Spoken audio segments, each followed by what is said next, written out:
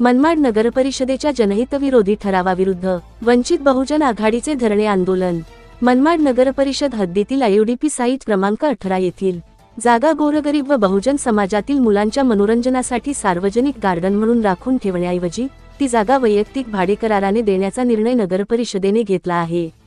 या निर्णयाविरोधात वंचित बहुजन आघाडीच्या वतीने नगरपरिषद समोर एक दिवसीय लाक्षणिक धरणे आंदोलन करण्यात आले।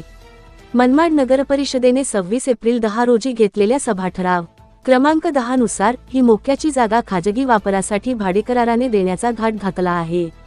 या जागेवर आता खाजगी टर्फचे कामही सुरू झाले आहे।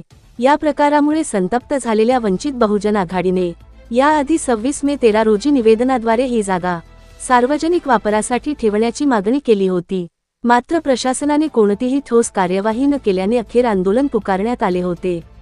यावेळी शहराध्यक्ष विलास अहिरे व वंचित बहुजन आघाडीच्या नेत्यांनी स्पष्ट केले, आम्ही हे आंदोलन केवळ तात्पुरते स्थगित केले आहे। जर प्रशासनाने हा बेकायदेशीर ठराव त्वरित रद्द केला नाही तर नाशिक जिल्हाधिकारी कार्यालयावर तीव्र स्वरूपाचे आंदोलन करण्यात येईल। या धरणे आंदोलनाचे नेतृत्व शहराध्यक्ष विलास अहिरे, जिल्हा उपाध्यक्ष आनंद शिनगारे आणि जिल्हा सचिव कादेर शेख यांनी केले।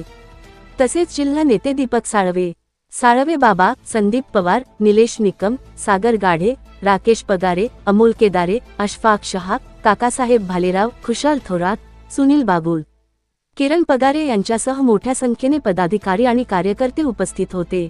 आवाज जनतेचा न्यूज मराठी वृत्तवाहिनी मनमाड।